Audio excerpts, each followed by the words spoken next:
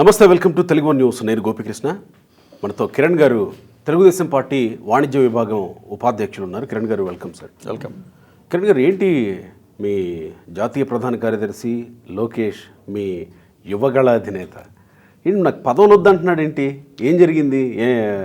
ఏమన్నా ఇంకేమన్నా కీలకమైన బాధ్యతల వైపు ఏమన్నా మళ్ళిస్తున్నారా? లేదండి, అంటే ఇప్పుడు నారా లోకేష్ గారు అంటే ఒక పదవికి లేదంటే ఒక ఎమ్మెల్యేకి లేదా ఒక మినిస్టర్ తీసుకుని లేదంటే ఆ పదవికి అలంకరణ ప్రాయం అవదాల్చుకోలేదు.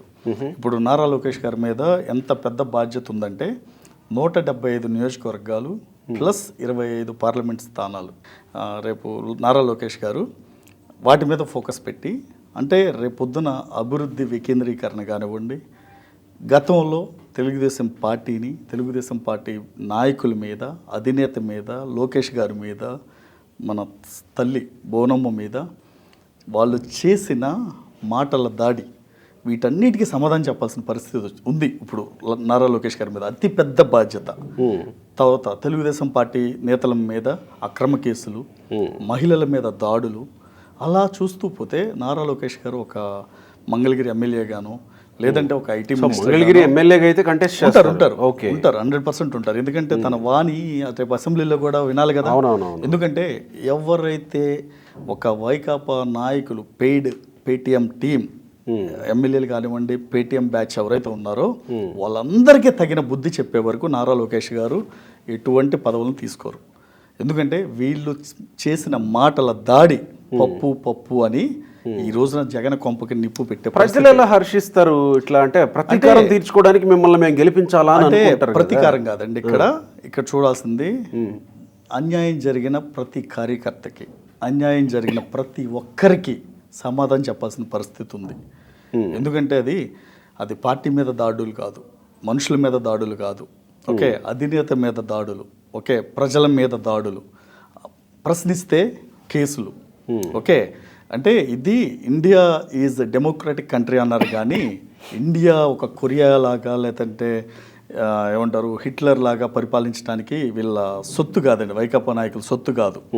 ఎందుకంటే రేపు మేము మీరు అన్నారు ప్రతీకారం తీర్చుకుంటామని, అది ప్రతీకారం తీర్చుకోవటం కాదు. మరి ఇప్పుడు తెలుగుదేశం పార్టీ మీద మొన్న చంద్రబాబు నాయుడు గారు తెలుగుదేశం పార్టీ అధినేత మీద స్కిల్ డెవలప్మెంట్ కేసు పెట్టినప్పుడు ఎక్కడ ఒక్క తప్పు ఉందని ప్రూవ్ చేయలేని దద్దమ్మలు వైకాపా నాయకులు.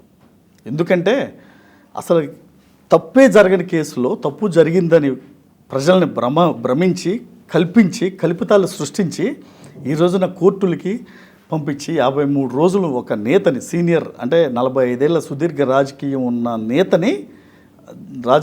అనుభవం ఉన్న నేతని 53 రోజులు జైల్లో పెట్టారు. ఓకే, చివరికి ఎలాంటి పరిస్థితి వచ్చింది అంటే ఆ కేసు మాకు సంబంధం లేదు, మేము దాంట్లో తప్పు చేయలేదని మనమే ప్రూవ్ చేసుకోవాలంట. ఆ ఎవిడెన్స్లు కూడా, అంటే ఎవిడెన్స్ కూడా లేని తప్పుడు కేసులు పెడితే రేపు చూస్తూ ఎవరు ఊరుకుంటారు? ఏ ప్రజాస్వామ్యంలో ఏదన్నా కరెక్ట్ అనేది? రేపొద్దున అలా జగన్మోహన్ రెడ్డి చేసిన తప్పులు, అధికారులు చేసిన తప్పులు మన నారా లోకేష్ గారు ఒక రెడ్ బుక్లో నోట్ చేసి పెడుతున్నారు. మేము చేసిన ప్రతీకారం కాదు అది. రేపొద్దున సరైన ఇన్వెస్టిగేషన్ చేసి సరైన విచారణ చేసి తప్పులు నిర్ధారించడం అది. ఓకే, తెలుగుదేశం పార్టీ అనేది ఏ రోజు తప్పు చేయదు, క్రమశిక్షణ బాట తప్పదు. ఈ రోజున ప్రతి కార్యకర్త, తెలుగుదేశం పార్టీ అంటేనే నాయకుల ఫ్యాక్టరీ. ఎంతో మంది నాయకులు ఈ రోజున తెలుగు రాష్ట్రాల్లో మంత్రిగా ఉంటేనో లేకపోతే ఇంకేదన్నా కీలకమైన పదవుల్లో ఉంటేనో ప్రజలకు న్యాయం చేయడానికి అవకాశం ఉంటుందేమో కదా. అంటే గతంలో తెలుగుదేశం పార్టీ చేసిన తప్పులు ఇవేనండి. అధికారం రాగాన్ని అధికారంలో మాయలోనే పడిపోయి పార్టీని, కార్యకర్తలను వదిలేస్తే ఆ కార్యకర్తలు దూరం అవుతున్నారు ప్రతిసారి. ఈసారి చంద్రబాబు నాయుడు గారు ప్రభుత్వాన్ని ఆయన్ని చూసుకుంటే పార్టీని ఈయన చూసుకుంటాడు, కార్యకర్తల్ని. అందుకని అదే కానీ ఎక్కడ తెలుగుదేశం పార్టీకి కానీ ప్రభుత్వానికి కానీ దూరం అవ్వరు. కాకపోతే ఫోకస్ అంతా ఈసారి కార్యకర్తల మీద ఉంటుంది. ఓకే, ప్రభుత్వాన్ని అధినేత చంద్రబాబు నాయుడు గారు నడిపిస్తే కార్యకర్తని, పార్టీని రేపు లోకేష్ గారు చూసుకుంటారు. అందుకనే ఆయన పదవులు వద్దన్నాడు, కానీ వేరే ఉద్దేశంతో కాదు. ఎందుకంటే ఇక్కడ సెటిల్ చేయాల్సిన అంశాలు చాలా ఉన్నాయండి. ఎందుకంటే ఒక మాటల దాడి, పప్పు అని మాటల దాడి, ఏం పప్పు అండి? చేశారుగా ఆ మాట. అదే ఏం పప్పు అండి? నేను ఒకటే ఓపెన్ సవాల్ ఆల్రెడీ దానికి సెటిల్ చేశారు చేశారు, ఇంకా ఉన్నాయి ఇప్పుడు. ఎందుకంటే రేపొద్దున నారా లోకేష్ గారిని, జగన్మోహన్ రెడ్డి గారిని ఓపెన్ డిబేట్లో కూర్చోబెడితే ఎవరి స్ట్రెంత్ ఏంటో తెలుస్తుంది. ఒక అంశం మీద కానివ్వండి, ఒక పెట్టుబడుల మీద కానివ్వండి, రాష్ట్ర సమస్యల మీద కానివ్వండి, పంచాయతీ రాజ్ శాఖ మీద, అంటే రాష్ట్రంలో ఎన్ని వేల రోడ్లు వేశారని దాని మీద కానివ్వండి, ఏదైనా సరే టాపిక్ వాళ్ళని తీసుకోమనండి. నారా లోకేష్ గారు ఇటువైపు ఉంటారు తెలుగుదేశం పార్టీ తరఫున, జగన్మోహన్ రెడ్డిని అటువైపు కూర్చోమనండి. ఓపెన్ డిబేట్ పెడితే ఎవరు అనర్గళంగా మాట్లాడగలరు, స్క్రిప్ట్ లేకుండా ఎవరు మాట్లాడగలరు. ఓపెన్ సవాల్ వైసీపీ నేతలకి. ఆ సవాల్ని స్వీకరించే దమ్ము, ధైర్యం వైకాపాకి కానీ జగన్మోహన్ రెడ్డికి కానీ ఉందని నేను అడుగుతున్నాను.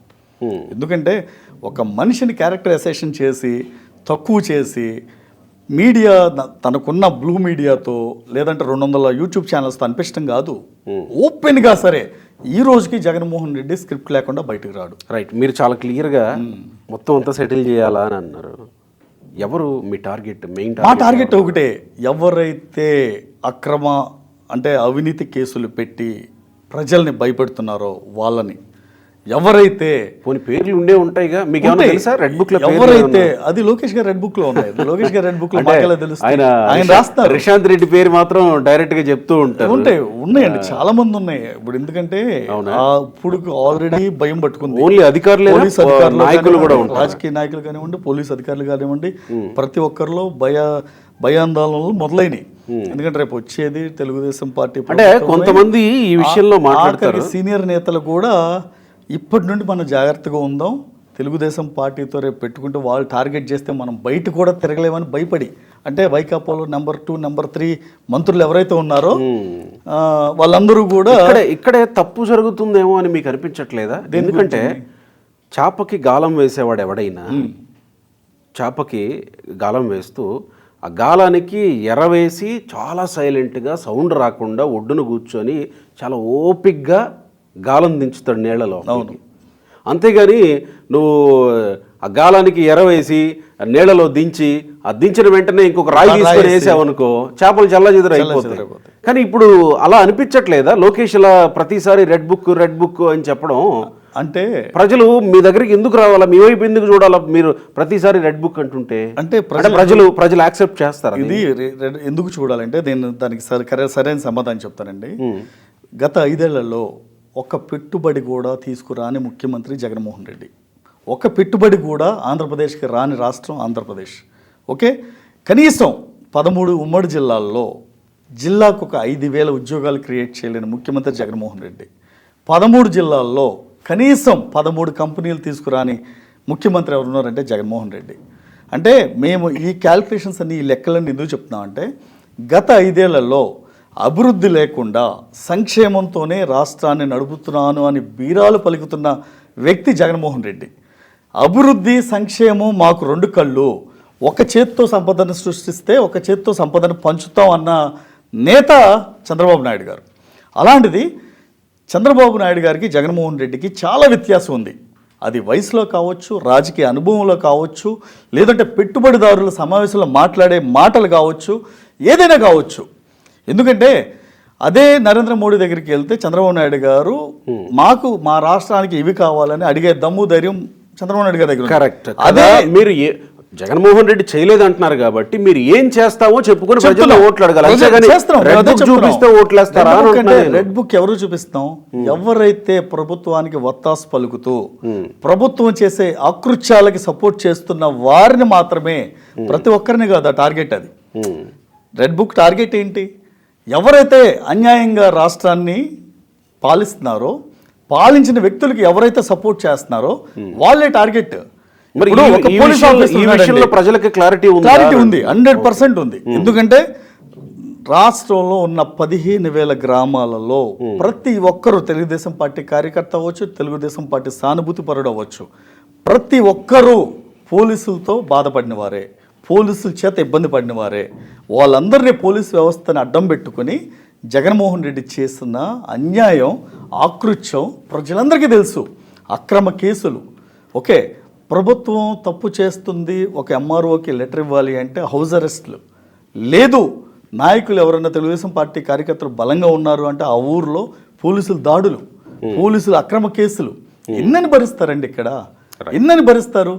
ఇప్పుడు తప్పు చేస్తుంది వాళ్ళు, అక్రమ మైనింగ్ తవ్వుకునేది వాళ్ళు, చెరువులు తవ్వుకునేది వాళ్ళు, మట్టి అమ్ముకునేది వాళ్ళు, మందు అక్రమంగా అమ్ముకునేది వాళ్ళు. అంటే వాళ్ళేమో అంటే నిరంతరం అన్యాయం చేస్తూనే, అవినీతి చేస్తూనే ప్రజాపాలనలో ఉంటే అంటే ప్రశ్నిస్తే తప్ప వీళ్ళు. అంటే చూశారు మీరు, గతంలో చూశారు, ఒక డాక్టర్ మాస్క్ అడిగినందుకు నడి రోడ్డు మీద పిచ్చోడిని చేసి కొట్టి పిచ్చోడిని చేశారు. అది ఎక్కడన్నా ఉందండి?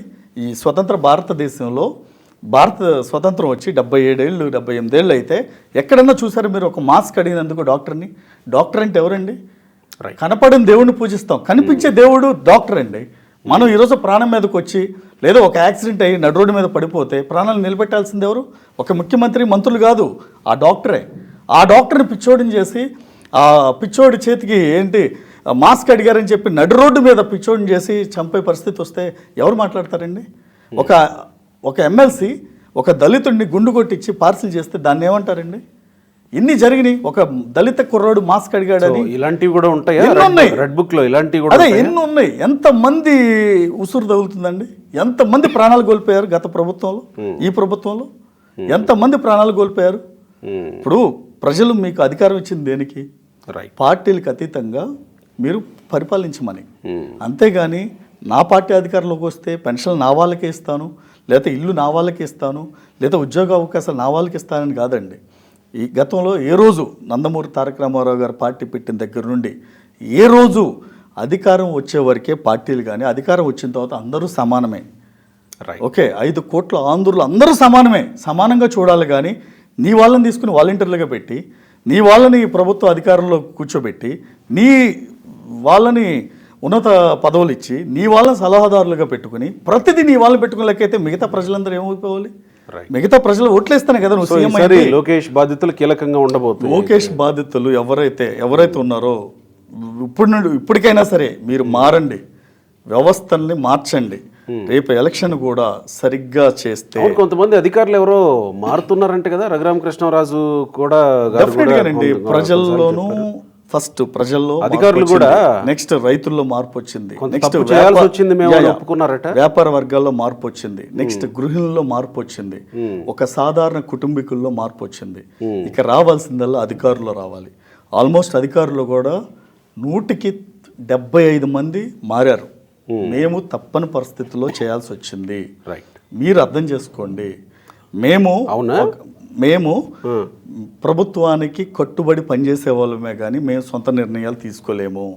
మేము సొంత నిర్ణయాలు తీసుకుంటే మమ్మల్ని ఎక్కడ తీహార్లోనో లేదా ఎక్కడో ప్రాధాన్యత లేని పోస్టులు వేస్తారని ఆ భయంతో చేశాం కానీ చాలా మంది అధికారులు ఒప్పుకున్నారు. ఏ స్థాయి అధికారులైనా సరే అది రేపొద్దున జగన్మోహన్ రెడ్డి ఎన్ని చేసినా సరే, ఎన్ని నిర్ణయాలు కఠిన నిర్ణయాలు తీసుకున్నా ప్రజలు ఒకటే డిసైడ్ అయిపోయారు. రేపు రాబోయే ఎన్నికల్లో తెలుగుదేశం జనసేన పార్టీలకి సపోర్ట్ చేస్తూ గెలిపించాలని.